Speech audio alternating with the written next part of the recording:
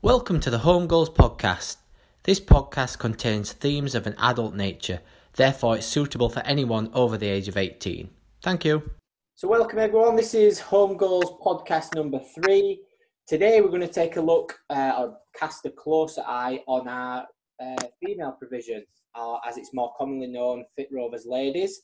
I'm joined again by Nick Gillett, and we've also got with us today Kirsty Kavanagh, who's going to give herself a little bit of an introduction shortly. So, Nick, we've met you enough times, haven't we? Yeah. We all know who you are. Kirsty, would you, for our viewers, just tell us a little bit about yourself, why we've got you on this, what your job role is with Club Doncaster, please? Yeah, no problem at all. So I came back. I started at Doncaster Rovers in 1998 now. So a gentleman who is part of the foundation, Eric Randerson, when I was younger, kind of got me involved in the club and got me what used to be known as kind of the football in the community side before kind of it's grown massively now and become a foundation. I came back 2 years ago, initially as HR manager, but now head of people and culture. So the massive kind of bit and the culture drive that we've gone behind has gone around health and wellbeing. But also then in terms of like that's the safeguarding and the HR provision being a lot of preventative work rather than reactive work. So in terms of kind of that head of people and culture, whilst I'm across the whole club, in terms of kind of foundation we work across, but that's then in terms of football club, in terms of now the Doncaster Bells that we've taken over, and Doncaster Rugby League. So we've got everybody really from under 9s at football level right up to 35, 36-year-olds kind of then at football and at rugby level. So it's kind of never a dull day. We've obviously got the college in place as well as part of kind of the foundation. We've got a big umbrella under Club Doncaster's kind of banner, and it's grown, and it's something kind of that we continue to do and continue to be able to kind of make sure that we're serving the people of Doncaster, really. Perfect. Brilliant. Well, we know you're a very busy lady, and we appreciate you giving up a little bit of time to speak to us on this. No worries. We have got you on here for a few specific reasons, which will become hopefully clear as the conversation goes on. In the previous podcast that we've done, we spoke a lot about Fit Rovers, one of the projects that we run. And like I said, today we'll be looking at the female Fit Rovers. Started in January 2017 with the men's course, Nick. Yes. Yeah. Funded by Doncaster CCG at that point, and working with groups of around 20 men to improve their lifestyle. Obviously, as time went on, we just found more and more participants asking if there was a female equivalent of the course for work colleagues, mums, daughters, sisters, aunties, Wives, girls. Yeah. So that's kind of what's brought us to today, or one of the things that brought us today. Nick, you mentioned it were always one of your kind of targets to start the ladies course. Yeah, I think I remember before I came to the football club, so my interview at the football club, part of the process I had to do a presentation, and I'd worked with Scott previously, and we ran a course similar to Fit Rovers in Barnsley, and I thought I could go into this interview and I could just reel off this this presentation regarding work we've done on a men's health course at Barnsley, how successful it was. I thought, I just think everybody's just going to expect it to be male orientated, so I'm just going to go with ladies. I'm just going to completely change it. So I did presentation on running a ladies health course at a football club, where usually the sort of stereotypical view is football clubs are only there for men. So the idea were always to start off, or always to develop a ladies health course there. At the time when I first came in, and then Scott came in, we didn't have a female member of staff. The funding at the time was specifically aimed at men, but the plan at the back of my mind was always to try and get a female course. And as Scott mentions, for sort of, I think 2 years running, it was just constant, more and more people. Every time we'd finish a men's course, the men were asking, is there anything for my missus? Is there anything for my mum? Is there anything for my sister? Anything. And it was just constant. And it was never the fact that it were completely off our agenda. We always wanted to do it. And I think that's how it led to a meeting with Kirsty, that the Fit Rovers won an award, and it was presented to us at Rotherham. And that's where we met up with Kirsty and Mary Lally. And we were sat at the table for the meal, and they said, it's like, why aren't you running a women's course? You could do it. And it were same again. We want to run a women's course. We just need the capital and the funding to run it, and B, we just need a female worker. So Kirsty said straight away, right, give me a couple of months and I'll sort it. So do you want to go on, Scott, and explain how we started it? Yeah, so I mean, I'll bring Kirsty in a minute, because not only were you integral to getting that first course off the ground, you did complete it yourself as well. So you've got a very rounded view at what's involved. But we did a little bit of consultation. We thought, where can we find some real life Doncaster ladies that we can discuss ideas with, and make sure that it's not just a program shaped by a couple of men from Barnsley, really. That's myself and Nick. So we obviously spoke to female members of staff, and sent our participants of Fit Rovers home with kind of like some homework, and said, ask your partners, your daughters, any female people who you come into contact with, ask them which of these names they prefer, which of the logos they prefer, even things like colours and things like that. And obviously the course are kind of shaped by the people who have now probably gone on and completed it. Kirsty, so off the back of that kind of conversation in Rotherham, there was some funding came available to run what we named our pilot course, where we took all these ideas and put them into practice. That was specifically targeted at staff from Club Doncaster, wasn't it? So, I mean, what were the reasoning behind that, and what kind of, just tell us a little bit about the people or the roles that the people were in at the club, and maybe some of the effects and the impact that you saw that had, maybe.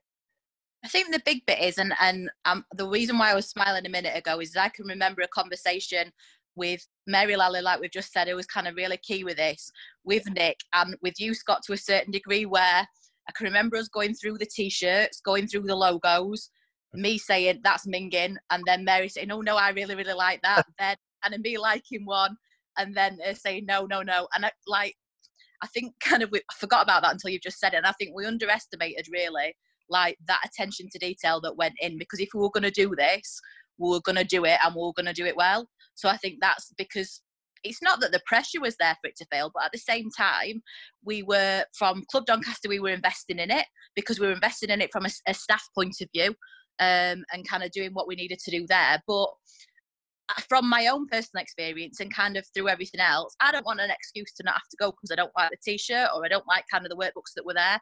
So that thought that kind of really went into it was a lot more than you realise. And I think that's where the whole strategy around it, and in terms of the male course, definitely the male course is took off. Is probably kind of a few years ahead of the women's, definitely so. But I think it's got the capacity to be able to kind of move forward, and certainly move forward at that rate. What's been lovely is the reason why that kind of came in is that from a health and wellbeing point of view, kind of across the club, and also kind of coming back, what we found is that everybody works day to day. We've got some people that work down at the training ground. It's kind of, it's part of my role that I know everybody, even a bit nosy. But in terms of kind of then from a ticket office point of view, from accounts, from foundation coaching, you would hear names, but you wouldn't necessarily be able to put faces to names. And we did have a couple of people from Wives and Girlfriends. So I'm thinking, like, in terms of that point of view, there was a couple of people that came that were then loosely associated with the club, if that makes sense, to all of a sudden put those faces to names, and everybody was in the same boat. It didn't matter whether you were a size 8, you were a size 18, whether you could do 20 star jumps, whether you could do 10 star jumps. It was the fact that we were all coming together. And then I can remember the second weekend, because the first week kind of everybody arrives and they're all a bit like, oh, I'm not sure about her and I'm not sure about that person. Not as in kind of from a bitchiness point of view, but from a point of view of, like, I don't know them. I know the name, and it's like, oh, that's the face. By the second and third week, we had to open the common room early. And I think that was kind of Lauren and Maya who kind of took that first course, and then kind of Emma Harrison, who's now an instructor on the course, was originally part of that original course. But I think that was the key bit, that we're beginning to open the common room early. Now, from a point of view of where I've seen ladies that I'd worked with when I was 15, 16 in the first time, compared to ladies coming back now to the club and doing in that scenario, all of a sudden, we were all part of one thing and we were doing one thing together. So it didn't really matter about everybody's ability. It didn't matter what were there. It didn't matter, do you know what, if you'd sat and not kind of have had the healthiest choices all week, but you were kind of continuing to learn, and you've got that shared goal of that phrase of marginal gains. And I'm laughing, kind of it's used now, and it's kind of become ingrained. But do you know what, if you hadn't had 10 cans of Coke, you've had 1 can of Coke this week. It was those little bits that were kind of going through, and then marginal gains from a self-esteem and confidence point of view, not just speaking from me but speaking to everybody else. It made emails easier, it made picking up the phone easier, and it also made a scenario where, do you know what, I will communicate better with people because I know them, because I'm going to see them on a Wednesday night anyway. So it doesn't have to be about work, it needed to be about just reconnecting with everybody. And I think we haven't got time necessarily to do, sorry Nick, we haven't got time to do that day to. Yeah, I love that. You said about bringing people together, and Emma will tell you this story as well. And Emma said that I think Emma had worked there probably, I think, about 7 or 8 years, and knew Suzanne and knew Tracy, but didn't know them. So she just knew faces and knew they worked at ticket office. Probably been there, like I said, 7 or 8 years, never had a conversation with them, but might see them 3, 4, 5 times a week. Whereas just putting them in that situation and doing something together, that walking past each other in concourse and just smiling, now walks past and it's a conversation, or they'll arrange to meet up and go for a walk. And that's one of the things me and Scott spoke about before we came on today.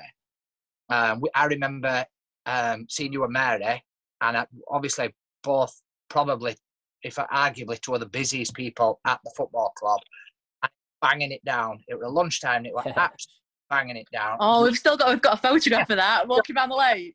Yeah. And it's that, and you sort of think that, I don't know whether those things happened or were happening without the course. And if it weren't happening, no. And I think that's best things, and the things I'm proud of being involved in courses like this, is that it has brought people together, that you work together and you don't necessarily socialise. It's just that smile, are you okay? To bring them together. And I think another positive is that the ethos of the football club is being that it's so ingrained and enriched in our community, and how much it supports our community, that now members of our community know staff at the football club and feel more comfortable to come there.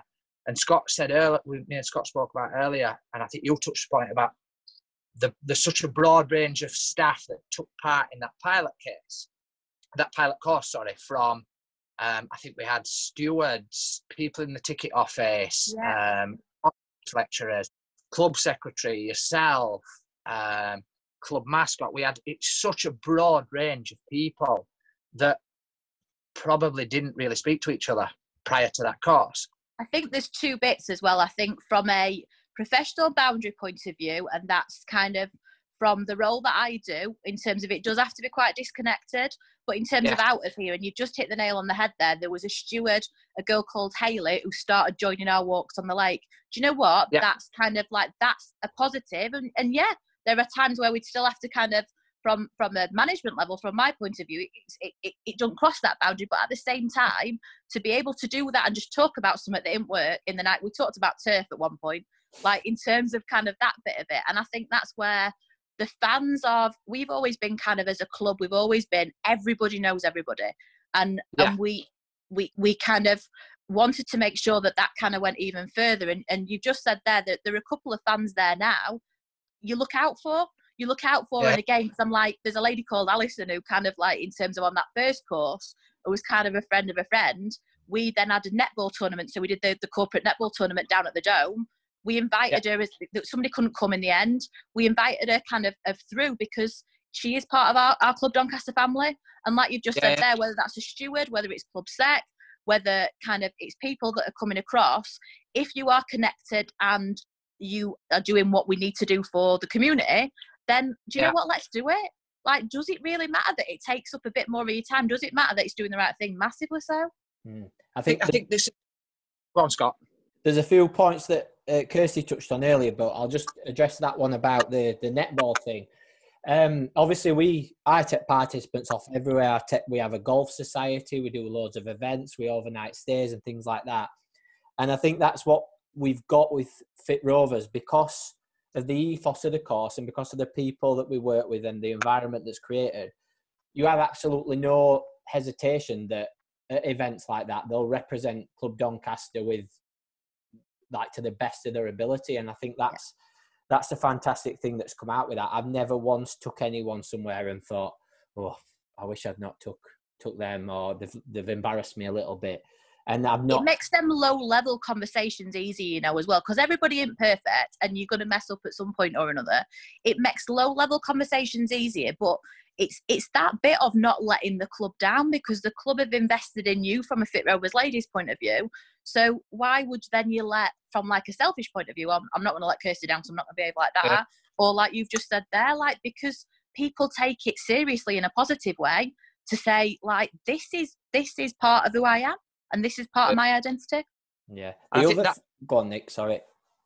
We found that with the men's course, that they genuinely feel, and this has happened with the women as well, that once they've done this course, they've been part of it, as daft as it sounds, putting that T-shirt on, they genuinely feel part of the football club, of that Doncaster Rovers family. There's no sort of... I've worked places before, and there's a real disconnect between the sort of foundation and the football club, and I don't see that at all.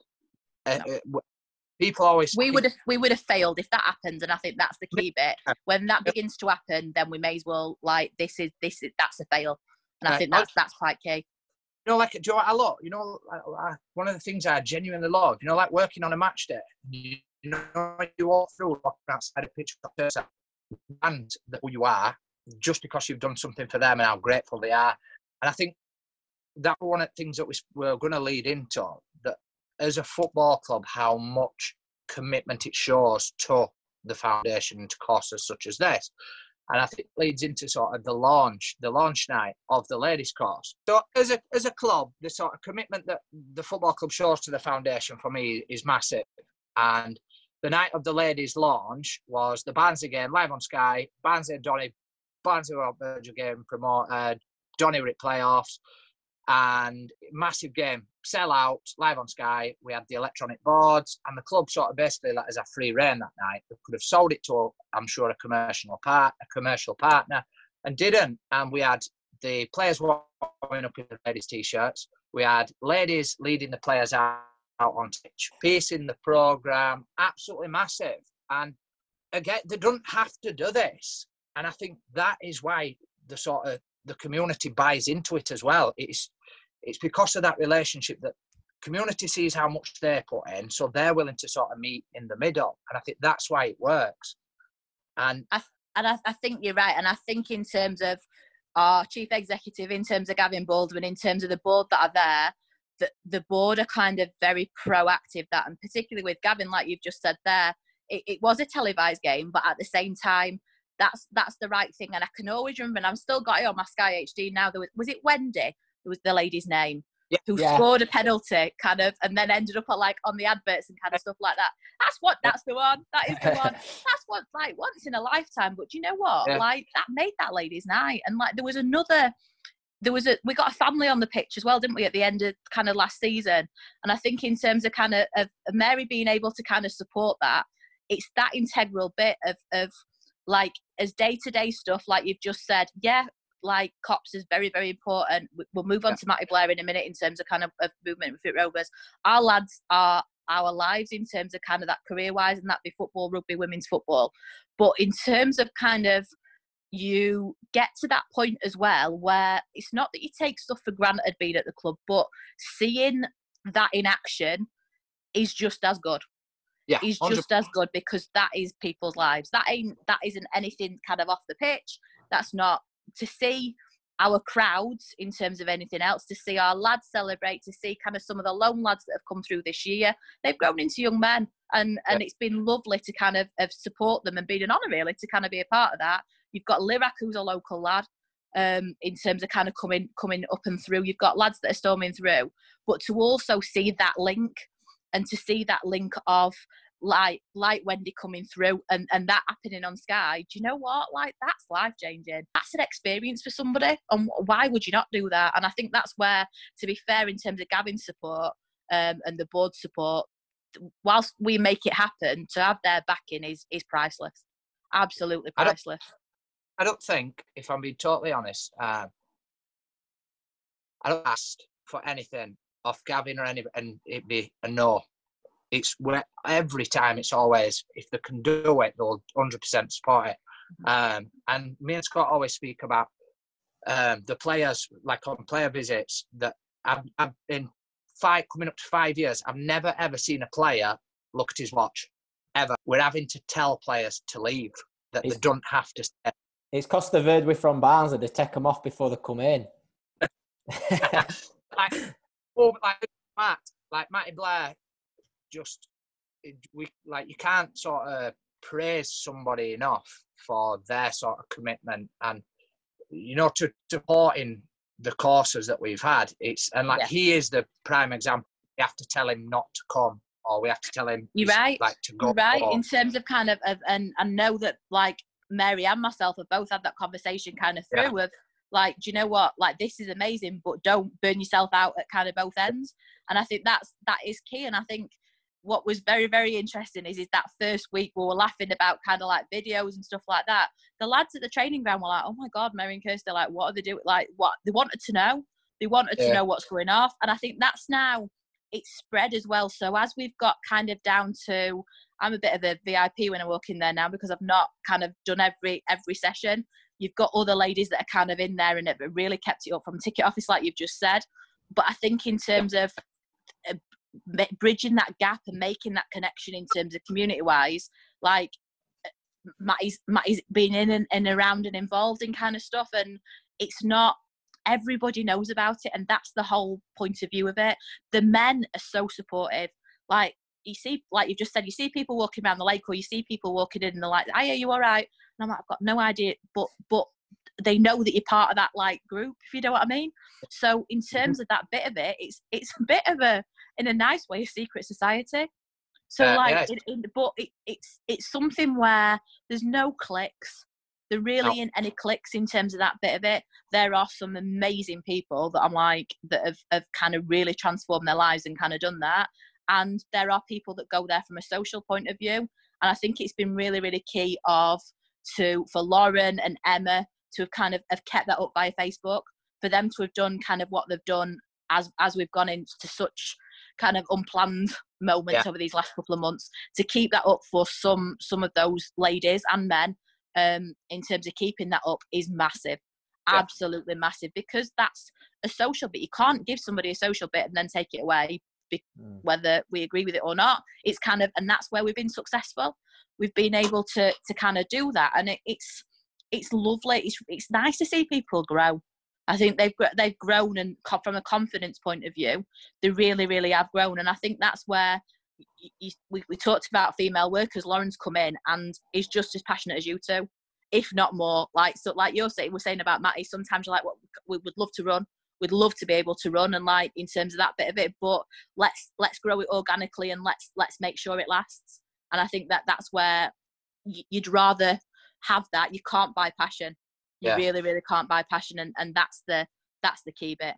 Yeah, I think the disagreement about the secret society is that it's just been chaos. Like we've,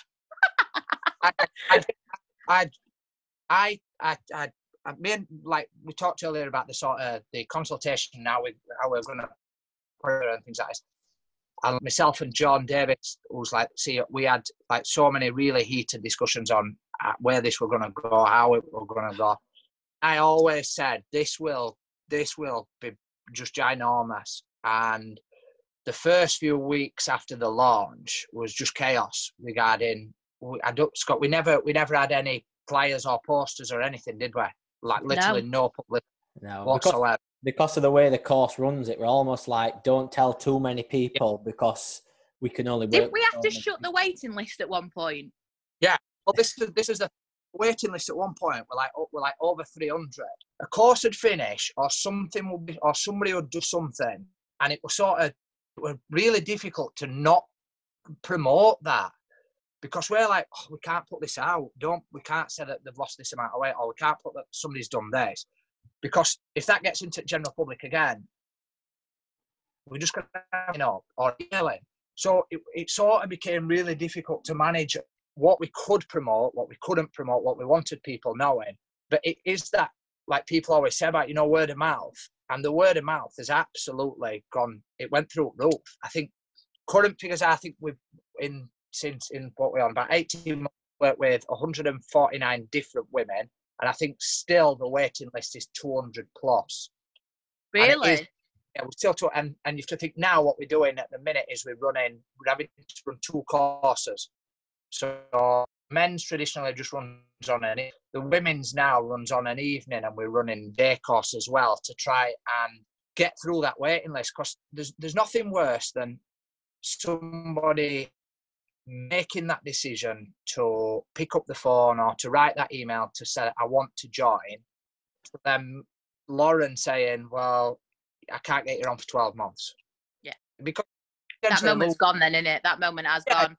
And from the first course where we didn't have to like beg people, but because, when Big Brother first started and it was unknown and it was kind of that bit, there was another girl at that point who was like, no, I'm not doing it. I don't really know what it is. It's there.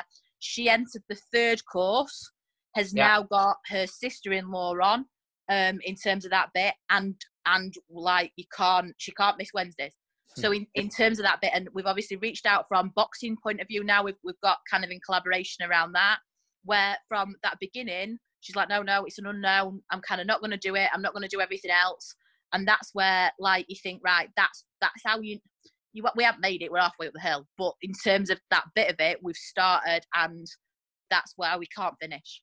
We can't finish in terms of that bit. There's still a lot of kind of work to do, and it'll kind of grow and grow. But as a baby, it should be something definitely that everybody's proud of, and I hope they are.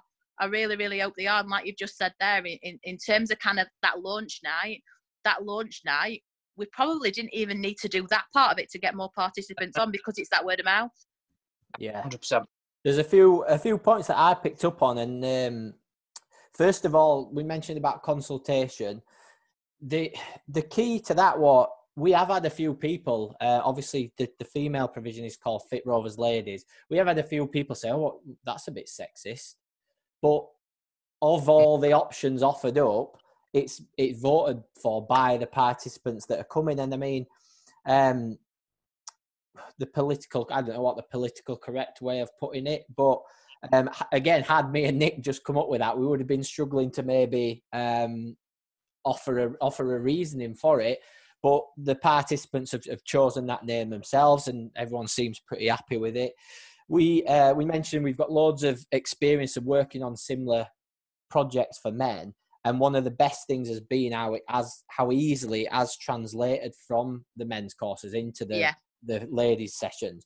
But also, I'll hold my hand up and say that as the ladies' course started to progress, the mixed sessions were sort of met with a bit of hesitancy from myself, again, based on my experience. And the way I looked at it basically is I said, if there's a female participant coming in who wants to attend one of the sessions but won't because there's male participants there, and vice versa, then really we're not doing what we'd offer them in the first instance. But again, through consultation, anonymous consultation, we asked if anyone would have a problem with that. No one came forward and said that they would, and to this day there's there's not been one instance where someone has kind of come forward and said, oh, well, I want to do that session, but I'm not happy that men are there or whatever. And I think that's because of the ethos.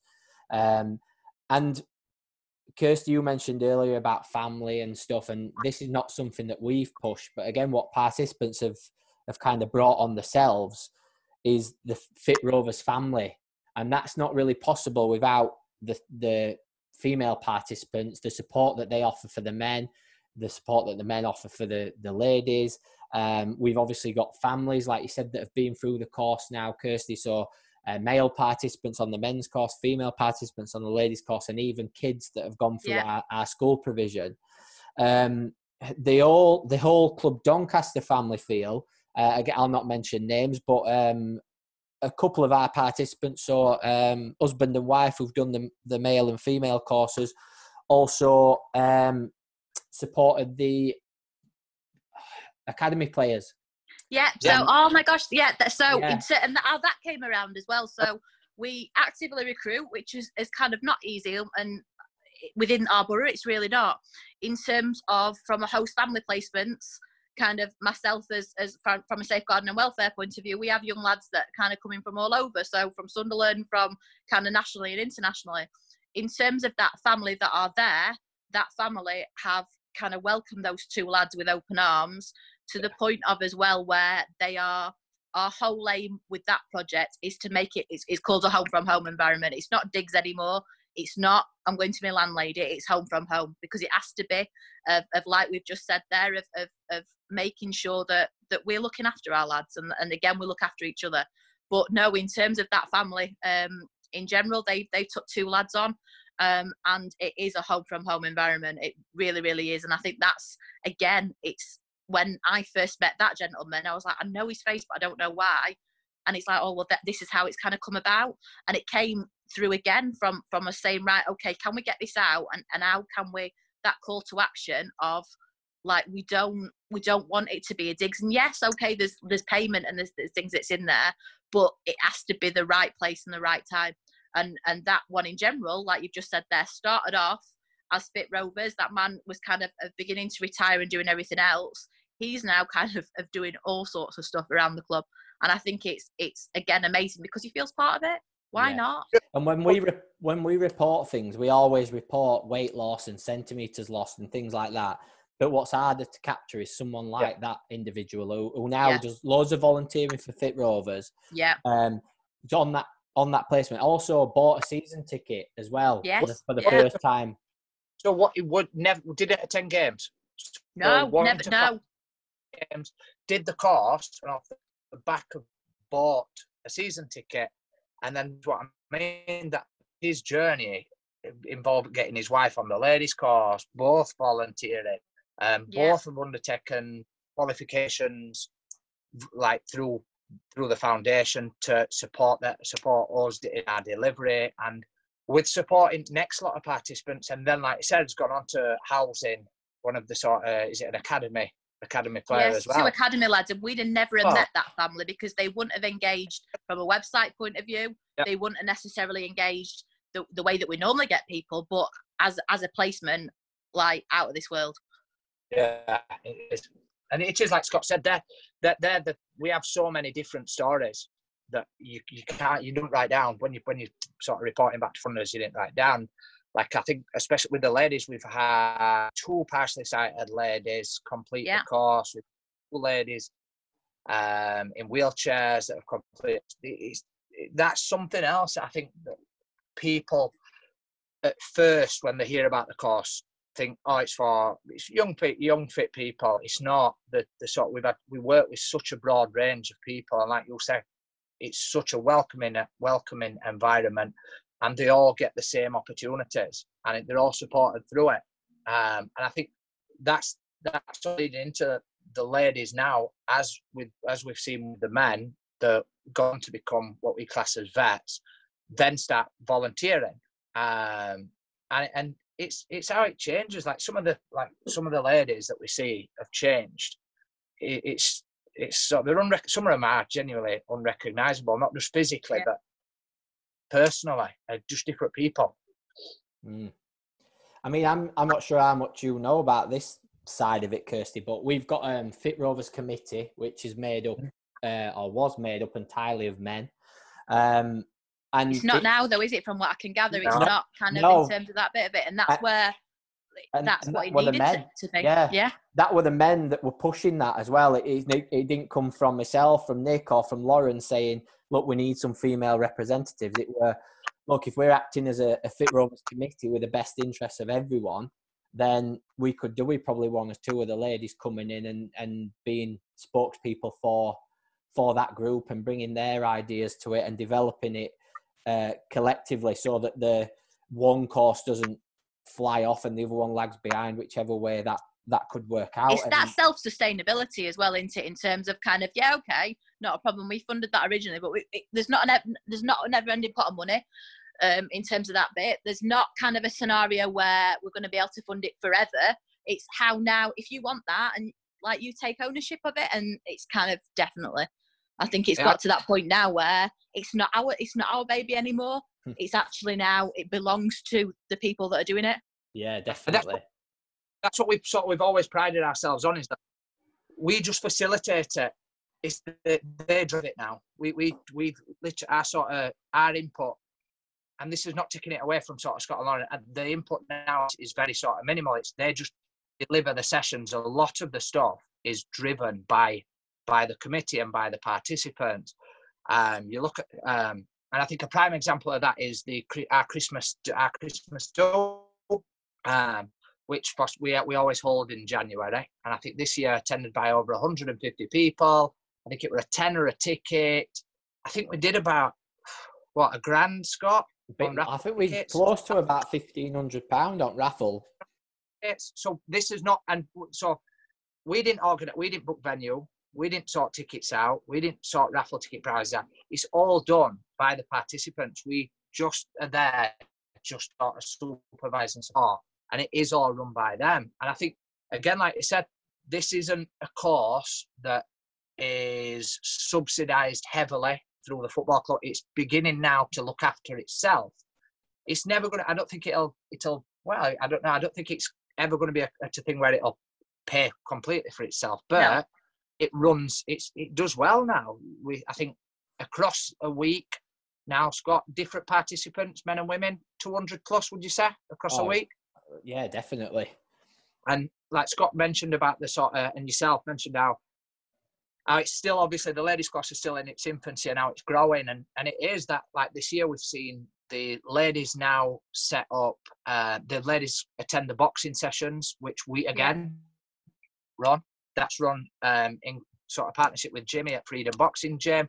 And I think I'd probably say the boxing now is 50-50, Scott, men and ladies. Yeah. Again, this leading, always going back to this sort of family ethos of the football club. Men and women, like as in sort of husband and wives at them sessions every week. Yeah, I think it's going to that changing mindset as well, Kirsty, of a lot of these participants, both male and female, probably never even dreamt about stepping foot in a boxing gym. But through the work that they've done, they've changed their outset, and they know that they can go and they'll not be met with, "Oh, what are you doing here?" They'll be welcomed with open arms by other participants and by the people facilitating the session. And it's that diversity of, like, I love circuits in terms of kind of at that part of it. I would go boxing, but then there are other levels of it that I wouldn't kind of participate in. But it's that diversity, and it's giving somebody another option, another night of something else to be able to kind of do and get out. And do you know what? Like, like you've just said there, it don't matter. It really don't matter if, like, you don't have to be a pro boxer. You really don't have to be a pro boxer. Like, in terms of, I would rather go boxing than do Three Peaks again. We kind of did that. But in terms of kind of that part of it, then I know other people that were part of it that would rather than go on Three Peaks. So it's something for everybody. It really, really is. And that's where, like, it doesn't matter whether we had kind of, I'm just thinking, like, probably 18, there was a young girl that was on there. Then there were kind of them people that are kind of entering their different twilight and entering their different ages. I wouldn't necessarily communicate with those people outside of work. You do. and it don't matter because you've got that same level in common. Yeah, we one of the biggest, I think, successes, Nick, that brings what we've just been speaking about together perfectly is the Wednesday night bike rides. So obviously the ladies sessions are on a Wednesday night. A group of guys a lot of them, the wives or partners were on the Wednesday night. So they said, we'll just meet up and we'll head out for a ride. And then they started encouraging the ladies to come along. And but that's how it started, weren't it, originally? That they were like kind of dropping their wives off for people that didn't drive and do everything else. Then all of a sudden, we got earlier and earlier to say, right, okay, well, an hour before that, you're going to go around lake? Yeah. I mean, at some points, there were like 20 people going out. The guys were going out earlier, doing a loop round, dropping the ladies off for 7 o'clock for their session, and then heading out on their own. And we said that the number of females that were getting into cycling or trying cycling after a long layoff from that sort of thing that were done by volunteers is probably, the figures for that were probably as good as projects that just get funded to get female cycling, because of how everything had sort of worked out in terms of the change in attitude from the participants, the acceptingness of the volunteers and the encouragement and the relationships between the two. That for me is one of the one of the outstanding stories that's come from it, really. That 2 of those ladies then went on to complete their cycle leader course as well. Off back of that.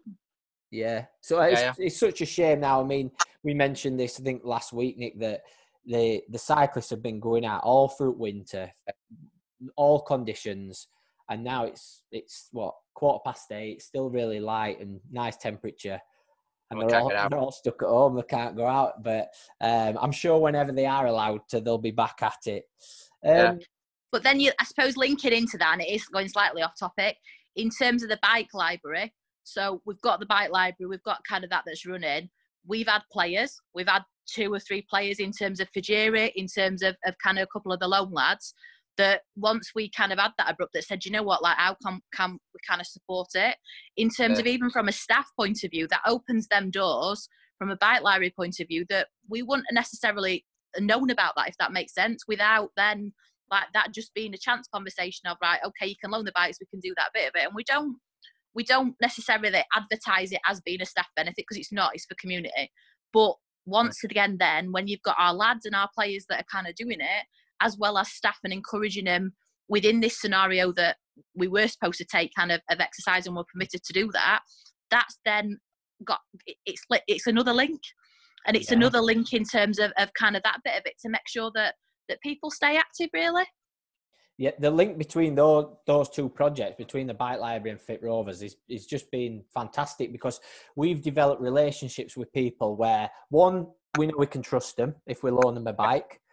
Quite often we're loaning out bits of equipment that are a few £100, let's say, and we know we can trust these people. But also they've made changes on the course, they've lost weight, they've got more active, and then people have come to us, thinking back to first men's course, Nick, Chris, I'm going to start cycling to work, but before I commit to buying a bike, have you got something that I can borrow? Yeah, right, here you go, give that a try. And then a lot of these people do go out and then buy their own cycles and progress on from there. And again, one individual, Bob, who's a very active volunteer for us on cycling, started exactly the same way. Come to Fit Rovers, borrowed a bike one morning a week from the bike library. Now I dread to think how much money he's spent on cycling, but he's also sort of completed the training courses that we've offered, and now he's supporting other people to get into cycling. So it all links perfectly together. Nick, you've got, I think, the stats from the female course, haven't you? From Fit Rovers Ladies. Yeah, got some. Yeah, I hadn't heard these, so I want to hear them now. This is kind of what, like. So we've done 149 women have engaged. The total weight loss is 249 kg, which Scott, you can quickly work that out in stones. Will be, shall we quickly have a look? Drum roll. See, Scott can quickly work it out. A lot, anyway. A lot, yeah. A lot of bag of sugar. Yeah. Yeah. Yeah, a lot of bags of sugar. Waist circumference, 814 centimetres lost. So nearly 1,000 centimetres in sort of waist circumference. So have you worked that out? And that goes back to what we were saying of, that not everybody has gone and lost stones and stones and stones. People have got healthier and they've then kind of have improved their fitness levels. So that's stones, but the waist circumference is massive because, like we just said, people are getting healthier and toned. Yeah. And last week we did the mental health chat, and that we've not really reported back on that, but people see massive improvement. 39 stone, 3 pounds. So not bad. So 40 stone, not bad that. Yeah. And we have always said we're not a weight loss course. No, and that's the message for anything in terms of like we're not Weight Watchers. Other people like are available. God, take that one out. But in terms of we're not a quick fix, and I think that's where we do kind of there's that word of warning that it doesn't work for everybody in terms of from a weight loss point of view. What it does is it's an engagement. It's about health and well-being engagement and about making them marginal gains. It might not be that you want to actually lose weight. It might just be that you want to get fitter. It might just be that you want to meet up with a group of people and chew the fat about what's gone off that week. Because we've had this before. Like I've seen people though that have signed up to the course because they've seen, and that's something that we always sort of stress as well, that all we're doing is we're providing you with the information, the knowledge, and the tools. It's up to you to do that, because I genuinely feel that we get some people that sign up to both the men's and the ladies courses have seen this, and it's like in their head they've seen it's lost all this weight, so and so's been on it, it's lost 2 stone, so and so's been off it, and I think they think that by just turning up the weight just comes off. It's not. We're just sort of giving you that information. It's up to them how they sort of act and what they do with that information. But as a supportive environment, I don't think there's anybody as good. I'll genuinely sort of name on that we are we have such an incredible staff that are there to support the participants. Equally as important how they support new participants coming through. The football club, again, it's not just one individual that creates this. It is a number of different people that all join together to create that atmosphere and that environment that has been so successful over the last 2 or 3 years. And owning it, and that, like you've just said there, it's not necessarily been a walk in the park kind of all the time, but owning it and believing in whatever we're going to do is going to work. And do you know what? There's tweaks to it. If we have a look at originally, like we were saying about the t-shirts, there's tweaks to the workbooks because kind of how they worked and kind of worked everything else. There's been tweaks to it, and it's not a finished product because somebody might come up with a diamond of an idea. I don't think it's the same as men. I don't think it's ever a finished product. Like people don't realize. I think, especially now both courses are funded through the EFL, through the Fit Fans initiative. And we're considered one of the sort of leading clubs because we've been doing it for so long, and we literally gets asked so many questions from different clubs. How have you done that? How have you done this? Why have you done this? Why have you done that? We didn't start getting massive numbers at that straight away. Same as the women. It takes time. Because initially there was the offer that you get on a Thursday nights with the men's and with the ladies is especially with the men's, is that there's circuits at 7 till 8, football 8 till 9, and so on. So there were never any circuits. When myself and Scott set this out, it was basically you finish the course and then vets was just football for an hour. That was it. Then we realised that we were only getting 4 people, and we couldn't understand why we were only getting 3 or 4 people. And then some people asked us why, if they could just quit gym, or could we do circuits like they did on the course. So we realised that not everybody wants to do football, and we were missing a trick. We're letting people disappear, and we weren't keeping them to finish the 8-week course. So it's a lot happens through sort of accident or through just chance, and I think that's happening with the ladies. Like we're saying with the cycling, again because of just because of the time we're in at the minute, we should have been moving on to this year to, I think, would it netball, Scott, on a Wednesday night as well? There would have been, I think, netball and badminton. We looked at badminton as well, didn't we? We were looking at badminton. So again, and this is not myself, Scott, or Lauren dictating. This is what people have asked for. The course progresses and evolves through the participants. This is not us. And again, how it evolves and develops. Last year we did, I think this time last year, well, a couple of months ago we did the 3 peaks last year, and there were 12 men. And this year, Scott, we were looking at what, 40? Yeah. And that included women. Well, yeah. Hopefully we can get that done. Yeah. The sort of, again, the shame of what that's happened is that the men sort of, what's the word, jewel in the crown, their sort of centerpiece of the year is the play on the pitch. Again, we wanted to try and replicate something for the ladies, and it wouldn't have been a play on the pitch. We were looking at developing a different model for the ladies that would happen once a year, and unfortunately that's had to sort of be put on the back burner. But things are developing every week. Somebody comes up with something different, or we come up with something different.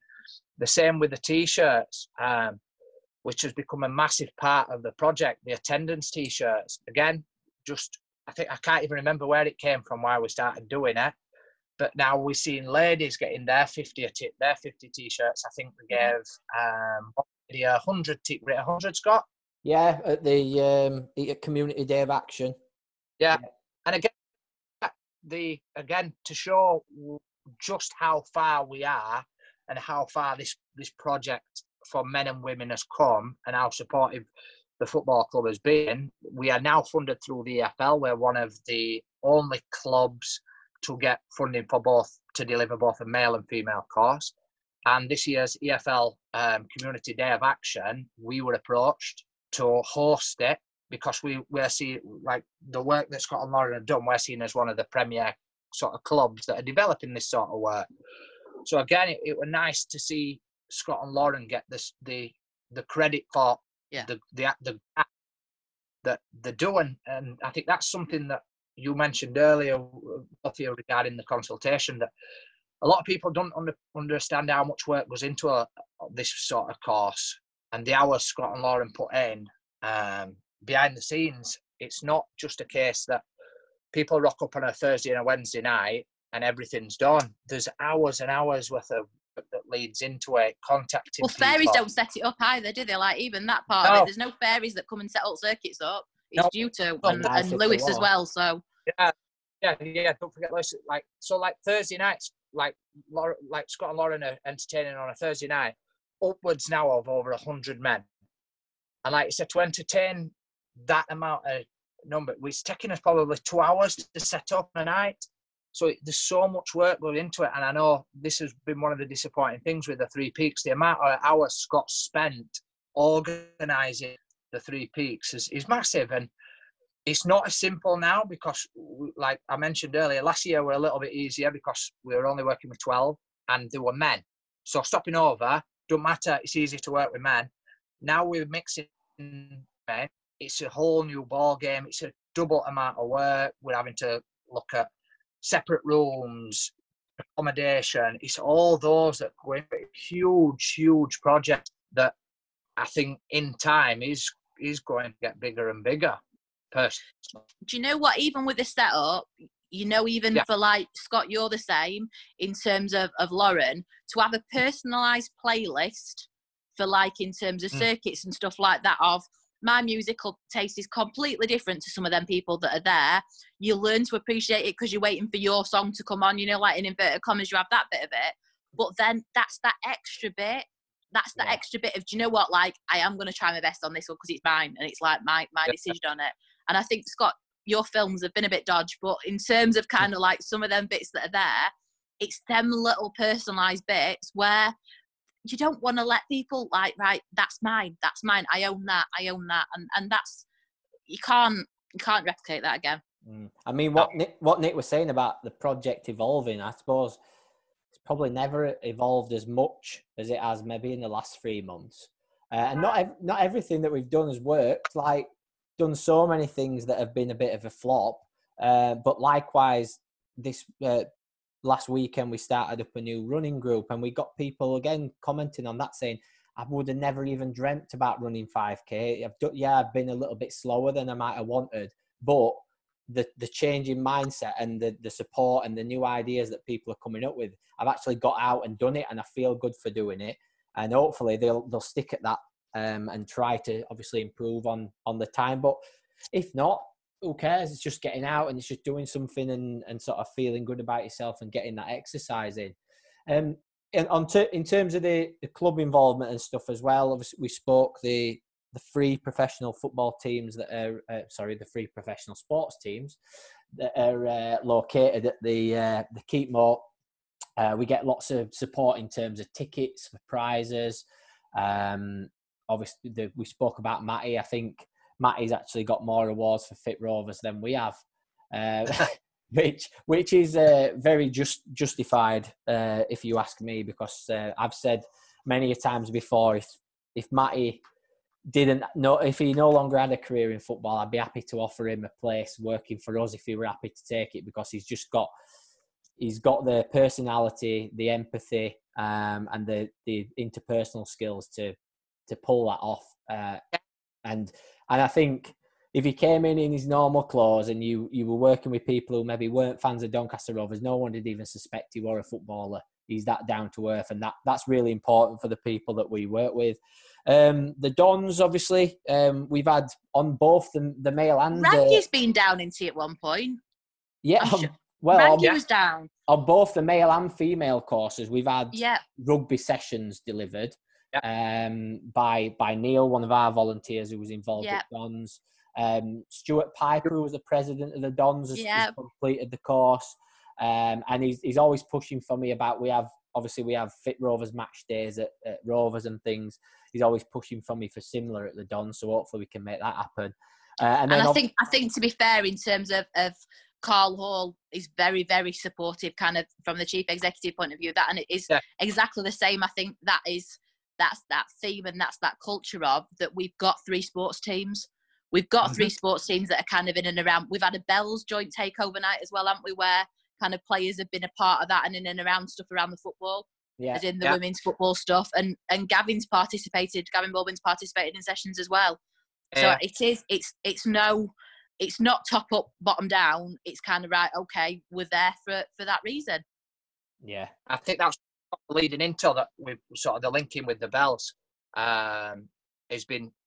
I think it's massively helped Andy coming back into the club and being associated with the Bells, because we had a really good, myself and Scott had a really good relationship with Andy Butler prior, when he was a player for the club. He was always really absolutely outstanding, supporting the work we did. And since he's come back in, they've agreed that they will deliver Andy and a couple of the players will deliver the football session on at least one football session for every women's course, which is brilliant. Again, it ties everybody back into the football club and this ethos of it being sort of not Doncaster Rovers, not the Dons, not the Dallas, that club Doncaster ethos. So I think I cut up a little bit there, Scott. Sorry. Yeah, it weren't too bad actually. I think we'll be able to. I think we got that one. We're all right. Yeah. Kind of coming towards the end of this in terms of developments and stuff. Obviously, we hope that this is not the end of the line. I'm sure it won't be. Who knows what'll be next?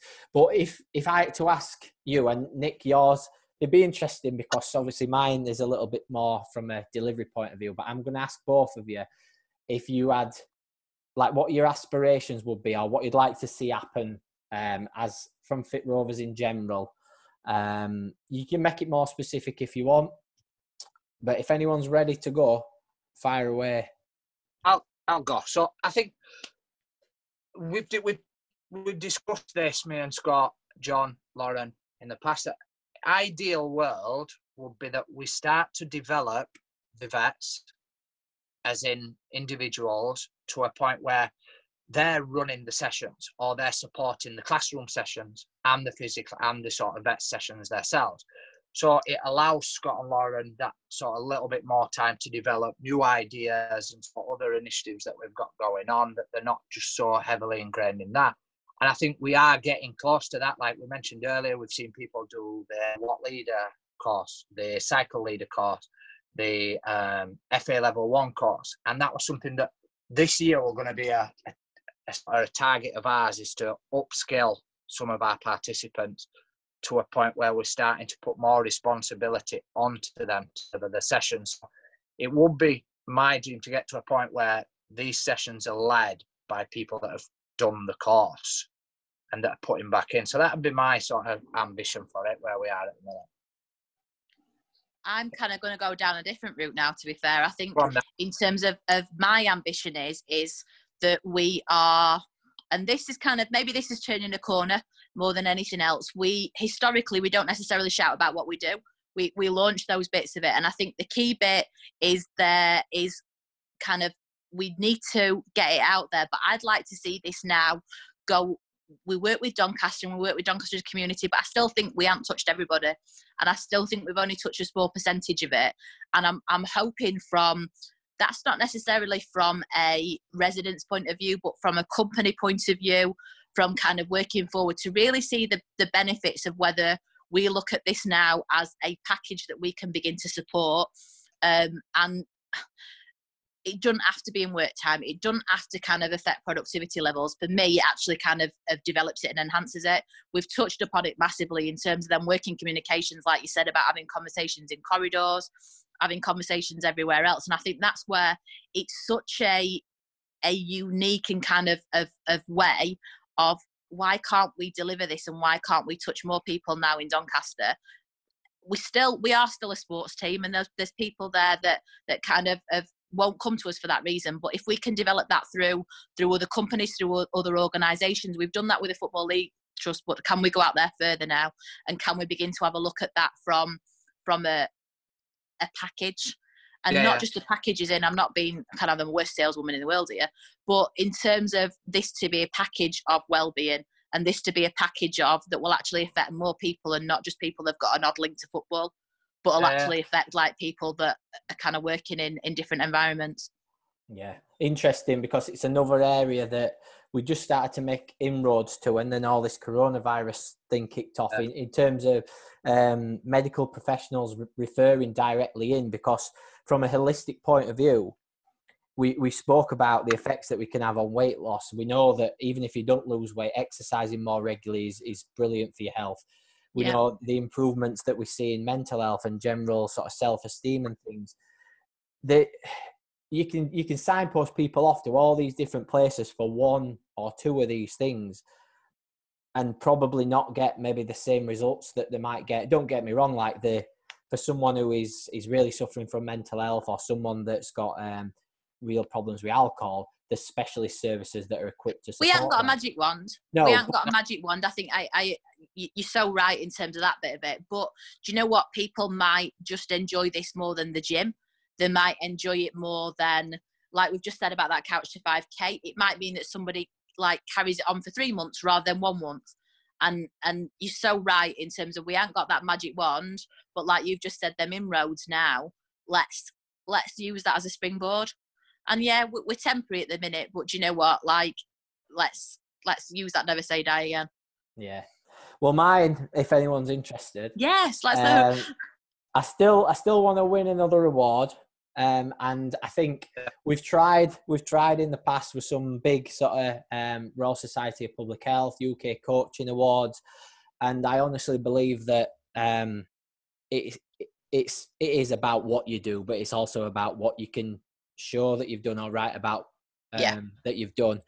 And I think if we can polish that up, I think we'll stand a very good chance of getting. We need to shout a bit more, don't we? I think we've agreed that as a three, that we probably need to shout a bit more. And I know it goes against everything that's there, because you do it for the reason, but we're going to touch even more lives, and kind of we're going to do it's situations and conversations like this really that I don't like doing it, but at the same time this is why we're doing it. Yeah, it's difficult. Like if you support someone and they've lost a load of weight, if you start sticking a camera in the face and say, "Oh, let me take a picture because everyone's going to love this," it loses personal touch, so you've got to deal with that sensitively.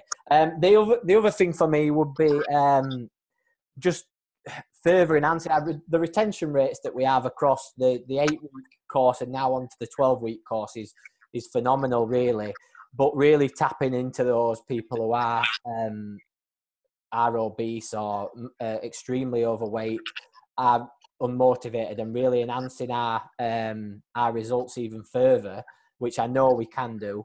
And I think developments that we've made during lockdown, like the online provision, is going to support them people. So even if people in the past, if people couldn't attend a session on a Thursday night, they'd maybe miss a week, we can now contact them and say, look, with a catalogue here, 50 different exercise sessions varying from beginner chair-based exercise right up to high-intensity interval training for you to access at a time that suits you. It'll take 25-30 minutes, and people can start to supplement that alongside the sessions as well.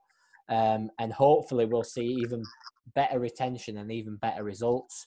And then this is a tricky one, but I think initially, especially with the men's course, people came to Fit, and I think, Kirsty, you've touched on this, but people came to Fit Rovers because it were associated with the football club and they were big fans of the football club.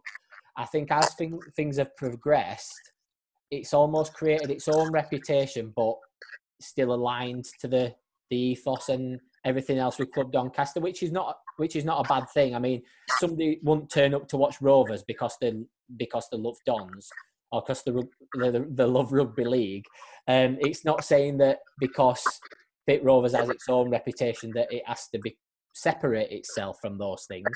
It's just saying that, as you mentioned, Kirsty, someone doesn't have to have an affiliation to Rovers or an affiliation to the Dons or the Bells to know that they can come and get a certain level of service and enjoyment from that. And I think that again will help us fill courses. We mentioned already we're not struggling with that, but the demand hopefully leads to more opportunities. And across 3.5 years now since the first men's course started, we've probably had 600-700 people through that course and hopefully made a big improvement to that many people's lives. But what we want to be saying in 3 or 4 years' time is that is multiple thousands of people who've been positively impacted by attending them sessions. Let me just have a look. I think we've covered everything. We've done all right tonight. Yeah, I'll wrap up.